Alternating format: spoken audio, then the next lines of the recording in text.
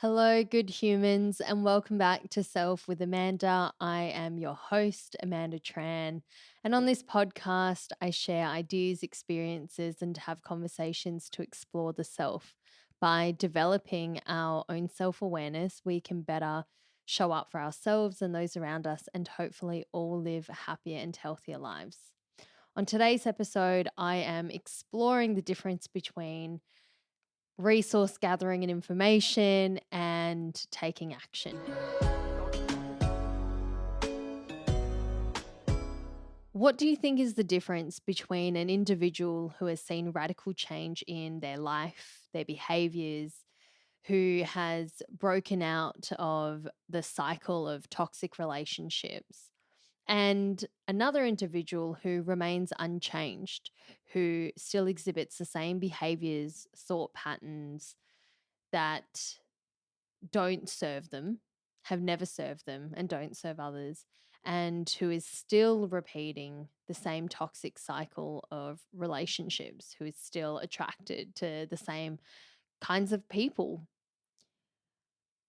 Well, I'm sure that you have an idea of where this is going, given what I said in the intro. And the thing is, between these two people, they probably have a lot in common in terms of information, access to information, and access to resources. And here I want to ask you a question.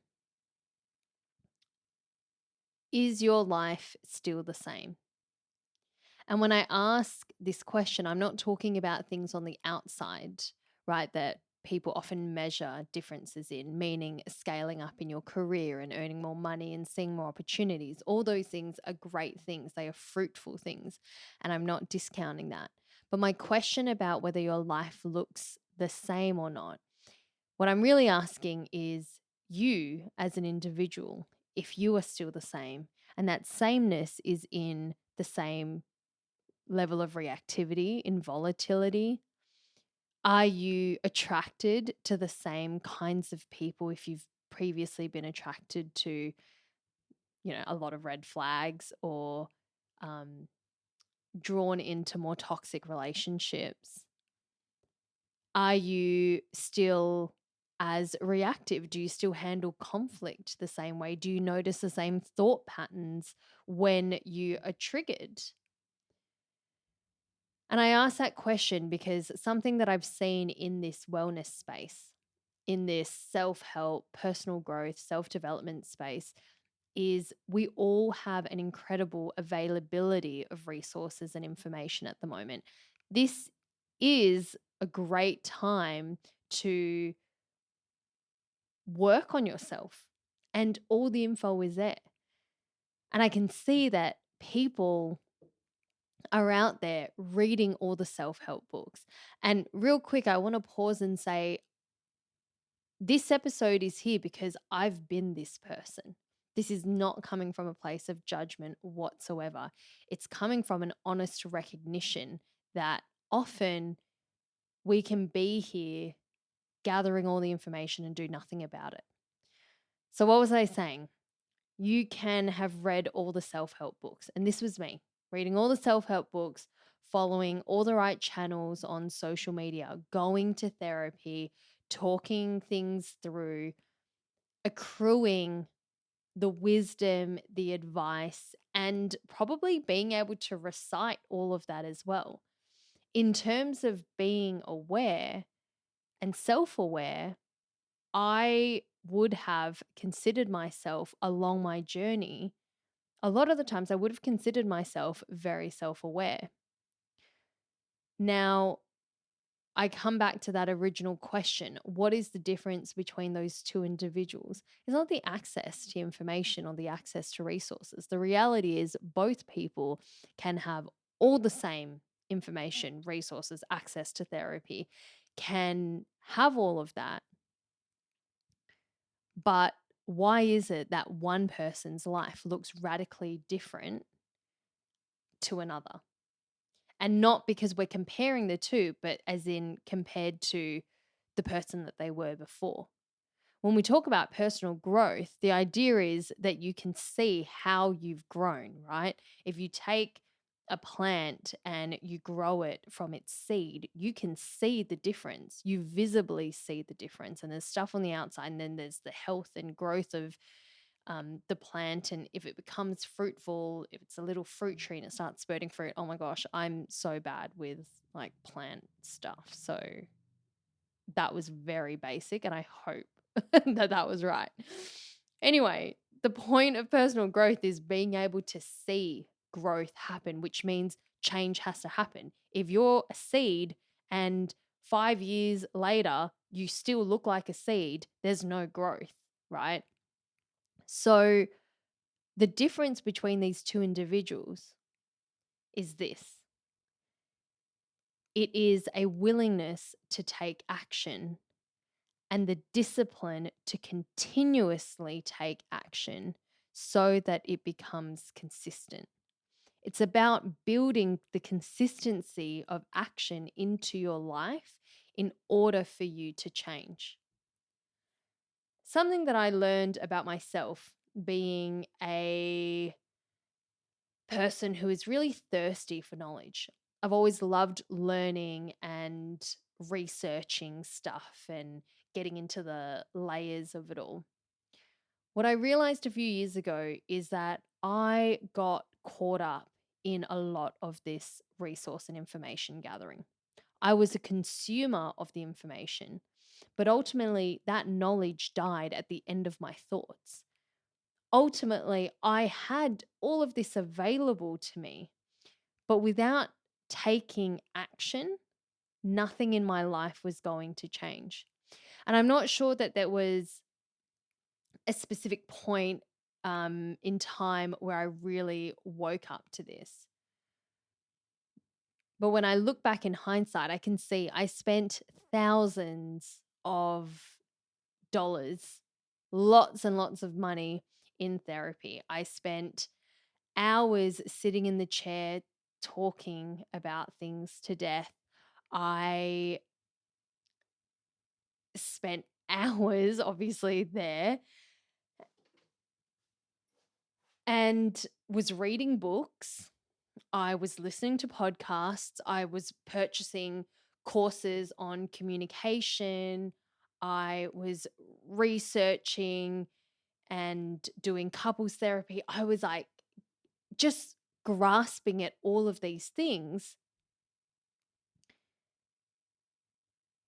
But without action, nothing changes. And that's the key difference between two people who can have the same access to the information. But the person who is willing and then takes the action, not just a willingness to act, but then follows through, has the discipline to follow through with action, that is the person who comes out changed. The thing about being in this space and growing our self-awareness is we can often fool ourselves into thinking I am aware of what's going on for me. I'm aware of who I am and I see, my shadow side. I see the stuff that I need to work on. Awesome. That is absolutely the first step. Being able to recognize those things, fantastic. But here's the key: if nothing is done following that, if you can see all those things, but you don't choose to act in your best interest and do something about it, if you don't choose to act in a way that's perhaps different than what you've always done before, if you don't choose to take action to break particular habits, to break certain behavioral patterns, to draw clear boundaries with people so you stop being a people pleaser, if you don't do these things, nothing changes. Now, in my life, I have shared in previous episodes how I've been caught in particular behavioral patterns and in very kind of toxic dynamics. In my last relationship that was toxic and abusive and extremely unhealthy, I saw certain behaviors of mine come to surface. This relationship really triggered it and brought it out of me.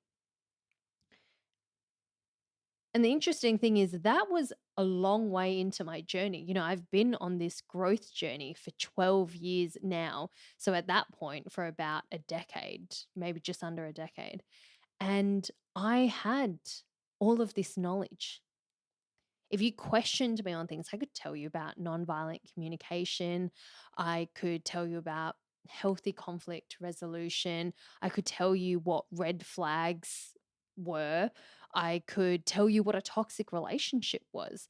I could recite all the information, all the knowledge, and I could say all the right things.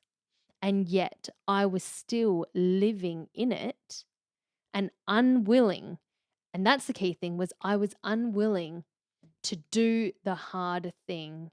I was unwilling to walk away from the relationship. I was unwilling to choose myself, to actively love myself and advocate for myself.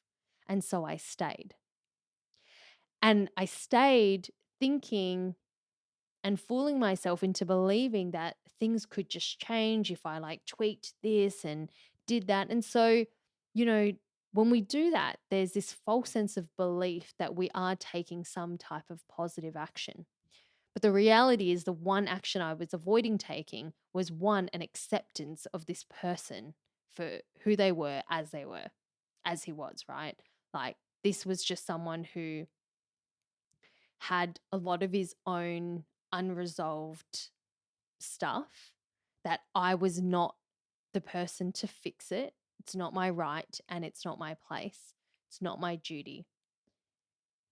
And that it was emotionally manipulative and abusive. I could see it, but I refused to accept it. First, lack of action.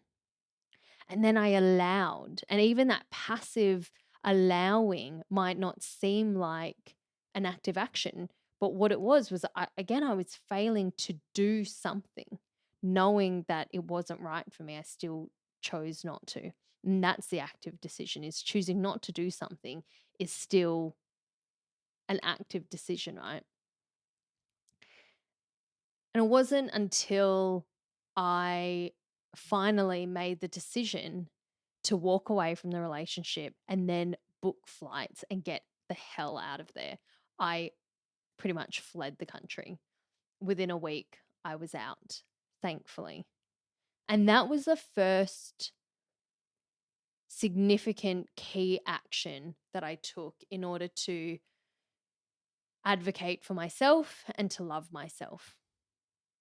And that was the start for me. My journey of loving myself, although it's, started a lot earlier, that was the key turning point, was walking away from something that I knew was not good for me, was not right for me, even though I loved this person and wanted it to work. First action. However, I got back to Australia, and of course, all of those patterns that get built in, they're still there. Just because you do something once, it doesn't mean it becomes a habit. Just because I practiced this self-love that one time with a key significant action doesn't mean that I now loved myself. I'd only done it once. So of course I fell back into the behavior, the same thought patterns of going, okay, maybe this can work. Maybe we can figure it out. Maybe it's not so bad. Maybe it's just me. Maybe I need to, do these things and work on myself. And the discipline that comes in when I talk about action is about doing something again and again and again until it becomes second nature and a habit. And that's something that I wasn't used to yet, in the context of, this relationship, and in the context of choosing to actively love myself. And so it wasn't until a couple of months later when I finally cut off all communication, and that was the action. But again, that wasn't enough yet. For me, establishing a love for myself meant I now needed to start taking actions that showed me that I loved me. And I needed to foster an opportunity for me to fall in love with myself. I was going to say again, but it wasn't again. I'd never really been in love with myself. And so I had to learn how to do that and step out of the norm that I was used to and do it. And I was like, okay, well, how does one fall in love with oneself? And if you think about how you fall in love with anyone, I mean, it comes with quality time and getting to know a person. And so I started taking myself on dates. And for people who are used to like going out and eating alone, maybe this doesn't sound bad at all, but that just wasn't something that I was used to. I was always someone who was much more comfortable around company. And so, I'd eaten like alone here and there, but it was kind of just like eating a meal for the eating and then going on with my day. But I made a decision to take myself on a date. I looked up restaurants that I thought I would enjoy, and I went there, put my phone away, and I sat enjoying the food and enjoying my own company, thinking about things to ask myself like I would another person.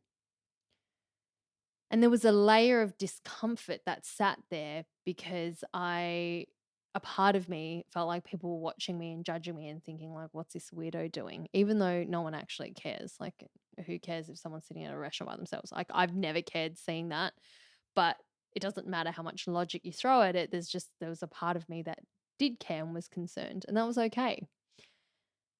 And I started practicing telling myself that I loved myself, hey, Amanda, I love you. And it felt weird. And it was a strange, uncomfortable thing to do. And it's still something I practice now. I invested time into me when nobody was watching, when no one was paying attention. I wasn't recording it on social media or posting it. I just spent time with me. And, that was something I did last week. And I love it. I love just being like, hey, I'm going to take myself on a date. I drove down to the beach, went for a little walk, tried to suss out a pain au chocolat for myself because that's what I like. Went for a swim in the water and just spending quality time with myself, which is quite different to like being by myself. It's with me, really approaching myself like I would another person, which is with a sense of curiosity of, hey, let me get to know you. And I know that might sound a bit woo and weird, but something that I like to remind myself of is the dynamic nature of us as humans. We don't have to be static. And so for me, part of this journey is I am seeing myself change. I'm seeing my mindset being challenged often. So I want to approach myself as like, hey, let me get to know you and let me see what's new about you. Now, through these practices, just for this alone, I know that I'm really simplifying this and just taking this down to one thing, which was like, okay, active decision to love myself. And these were the actions that I took to get there. But as I applied these actions into my life, things started to change within me. Not necessarily things on the outside, but within me, things were changing and things were different. My voice from within became louder and clearer. I felt more settled as a person. I felt more self assured, more confident. And we often talk about knowing our worth. And I think that maybe in the language of it all, that we can perhaps parrot it back because it's stuff that we've heard. We can say, yeah, I know my worth and stuff. But I know for myself, there have been times when I've said it and then I knew genuinely what it was, my deep inherent worth. And the big difference between these two is the same difference as having the information and taking action. On the one hand, you can simply say things, right? You can have the knowledge of something up here in your mind. But then there is a deep knowing within your body, within your soul, if you want to call it that, your spirit, whatever it is that you want to label it. But from a deep place within, there is a knowing, a certainty without a doubt. And the path to get there for me is consistency in action.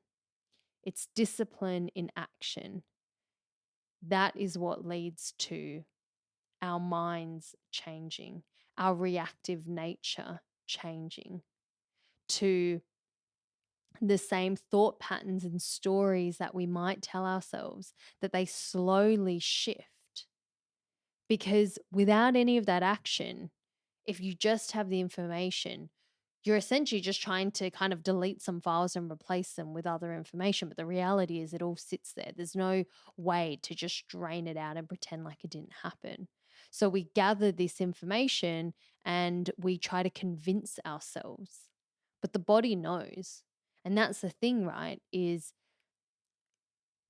there were times in my life when I would have told myself, yeah, I love myself. Sure, I take care of myself. And I could say those things. And maybe on the outside, it appeared as such as well. But deep down, I didn't. Deep down, I still felt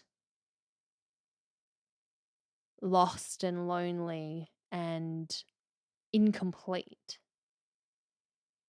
misaligned with me, unaccepting of who I was, who I am. So my hope in talking about this today is as an opportunity for you to reflect here. And the question here is,